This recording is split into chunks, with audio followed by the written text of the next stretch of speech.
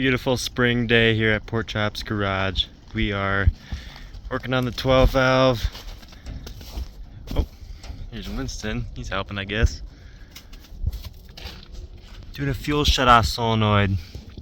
Delete. So right now I got the temporary pull cable set up I'm using. I bought this Dorman universal pull cable for tractor and automotive. Amazon, I think I paid, I know not more than $10, I think $6 or $7 for this, and it was 4 feet long. I got it kind of routed where I want it right now. I had to go buy a bracket, so that's why it's just hanging here for now, and I was testing it out.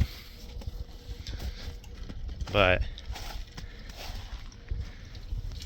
pull cable comes all the way up to my VE pump. Slightly different on P pumps, but this is the fuel shutoff's manual for the VE pump. Cuts fuel to the pump, and back here this plug sits, 5/16 inch solenoid housing, and it sits right here. There's a couple wires connected to it. I'll show you after I get it back in there, but I got this pulled off. I had to bend this bracket here on the side of the pump, and the reason I had to bend it was to get that big 5/16 actually on there.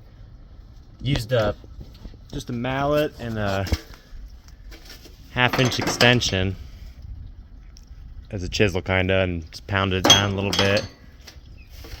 Dude, what are you doing, buddy? Trying to make a video. Sitting in here, spring in this plunger and O-ring. Make sure you don't lose anything in there. I dropped the spring on the ground, but clean this off and show you guys this. Here it is. This is the little plunger for the fuel shutoff solenoid.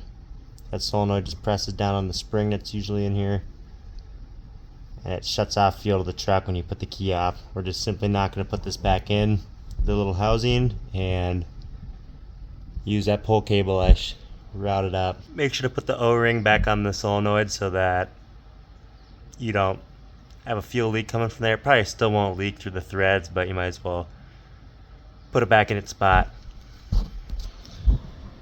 And I forgot mine was already deleted with the pull cable before on my P-pump truck, but this is usually right here on the side of the P-pump where your fuel shutoff solenoid will sit. That one is also removed. So instead of exactly what I'm doing, you'd be hooking up your pull cable on a P-pump engine to this manual shutoff right here on the side of the P-pump. It's more reliable. My truck is losing power at, like, when I really step on the throttle, she starts to lose power, and then in a second, like, sounds like it bogs down, and woof, dumps a bunch of smoke, fuel's back. It's annoying as hell. So I'm just going to completely delete it so I don't have any more problems.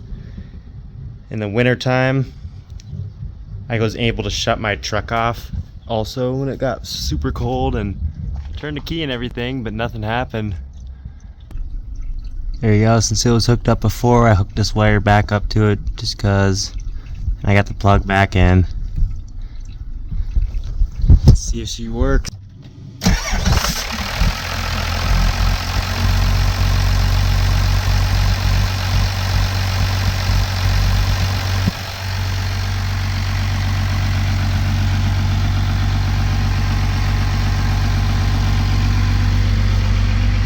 Now when I turn the key, she should stay on.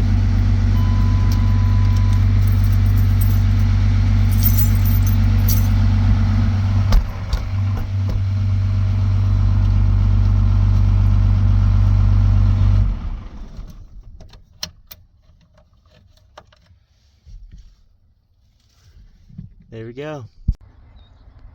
Here's the little bracket I ended up making just out of a 90-degree corner bracket I bought at Ace Hardware. Drilled it out, tightened up my pull cable on there, and it works pretty good. My only complaint is I recommend you guys get one with like a double finger or bigger handle. That spring is pretty tight on the VE pump, so can be a little hard to pull barehanded. But so far it's working really good, and it got rid of a lot of my issues I've been having. Do a little drive around now and see how it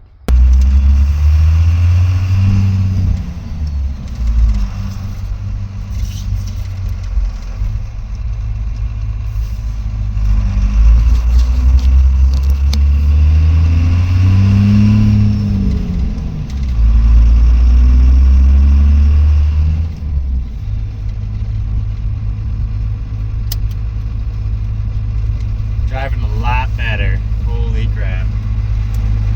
Night and day difference. I was losing a lot of power that I didn't even know I had.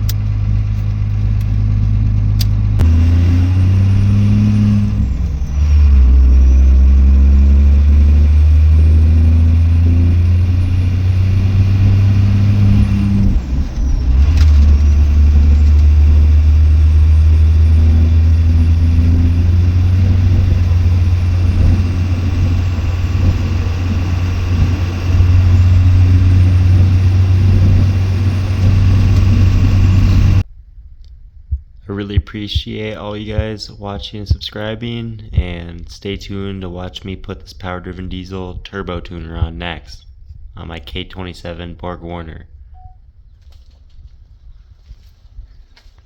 You fixing something here? Help me work on the old truck. It's a good cat.